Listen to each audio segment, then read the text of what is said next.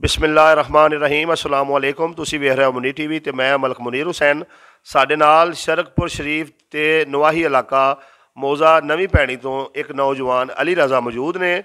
उन्होंने कोलों पुछांगे कि उन्होंने तालीम की है और उन्होंने हालात की ने और हुण की चाहते हैं। जी अस्सलाम वालेकुम जी। वालेकुम सलाम। भाई अली रज़ा, तुहाडी तालीम की है? मेरी एम.ए. तलीम है पंजाब यूनिवर्सिटी की तरफ से। अच्छा, एम ए तुसा कीता है माशाअल्लाह। अच्छा, ते किन्ने भाई हो तुसी? असी तीन भरा हाँ जी। ते बाकी दे दो की करदे ने? वो भी फेरी करते हैं।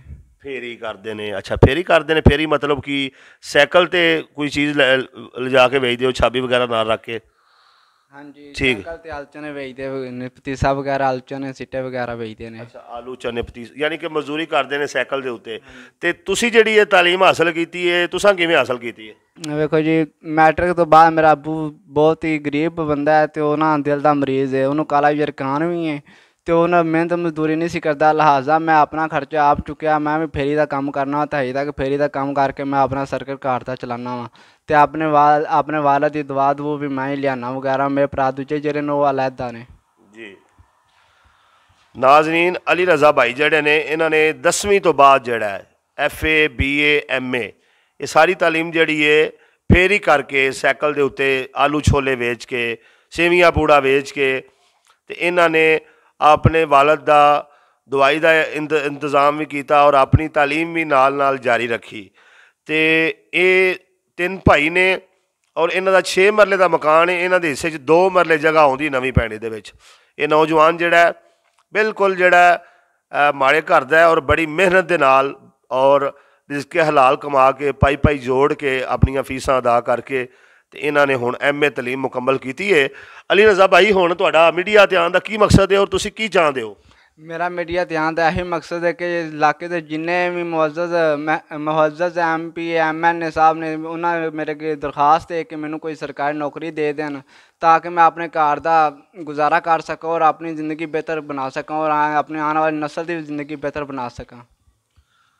जी नाजरीन, ये अली रज़ा भाई जड़े ने इन्हों की इलाके के जड़े MNA ने राणा तनवीर हुसैन उन्होंने अगे MPA मियाँ जलील अहमद शरकपुरी उन्होंने अगे और दीगर जिन्ने भी सियासतदान ने जिन्हों के अंदर सरफरिश जड़ा हाजी अली असगर मंडा साहब ने और रोजान ज़ेब कवी खान साहब ने, मलक अख्तर नवाज ने और उन्होंने नाल दीगर जिन्ने सियासतदान ने, उन्होंने सारिਆਂ ਦੇ अगे मेरी भी ये गुजारिश है, रिक्वेस्ट है, भाई अली रज़ा की भी ये गुजारिश और रिक्वेस्ट है कि बराए मेहरबानी ये नौजवान जड़ा है इनू कोई सरकारी जॉब जड़ा लवाई जाए।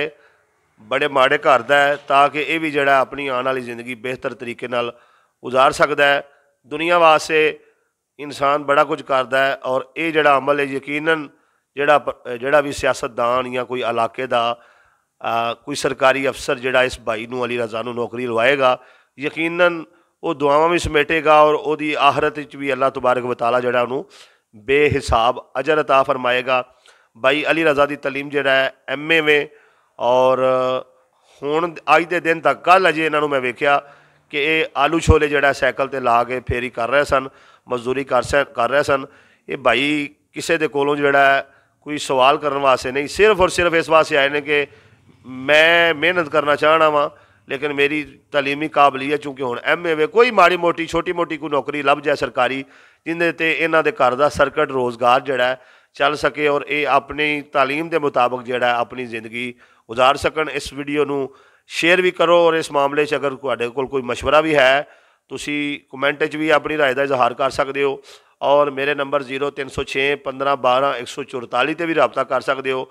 और अली रज़ा भाई अपना नंबर शेयर कर देंगे ने, कोई सियासतदान कोई इलाके का अफसर जड़ा तहसील शरकपुर का जिला शेखूपुरा का इन्हों सरकारी नौकरी लवाना चाहे, किसी को 10 रुपये देने जोगे नहीं, चाह का कप पियान जोगे नहीं, पानी का गिलास भी पियान जोगे नहीं, सिर्फ जो जिन्हें भी करना है अल्लाह की रज़ा वास्ते करना है, अल्लाह नू राज़ी करने वास्ते अमल करना है और जड़ा भी करेगा यकीनन अल्लाह ताला उन्होंने दीन और दुनिया के अंदर कामयाबियाँ इज़्ज़त भी अता फरमाएगा।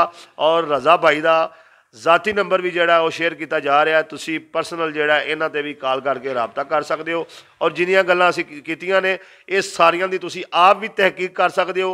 मनोअन जड़ा सारियां 100% गल्लां जड़ियां ने इंज ही ने, खा वो मकान की होवे, खा वो रोज़ी की होवे, खा वालद की बीमारी की होवे, सारे दे सारे जो ਜਿਹੜੇ ਹਕਾਇਕ ਨੇ ਉਹ ਹੀ ਤੁਹਾਡੇ ਸਾਹਮਣੇ ਰੱਖੇ ਗਏ ਨੇ। ਔਰ अली रज़ा भाई आखिर ते अपना नंबर ज़रा शेयर कर दो। 0309 94 64 896। ठीक हो गया जी, बड़ी मेहरबानी, बहुत शुक्रिया। बराए मेहरबानी इस वीडियो को शेयर करो ताकि अली रज़ा भाई का जोड़ा है वो कोई नौकरी का हल निकल सके। असी वज़ीर आज़म पाकिस्तान जनाब इमरान खान साहब अगे भी अपील करने और वज़ीर आला पंजाब सरदार उस्मान बुज़दार अगे भी अपील करने और DC शेखुपुरा के अगे भी अपील करने कि सर बराए मेहरबानी इस नौजवान नूं कोई भी सरकारी नौकरी दे के इहदी हौसला अफजाई की जाए ताकि यह भी जड़ा बेहतर जिंदगी गुजार सके।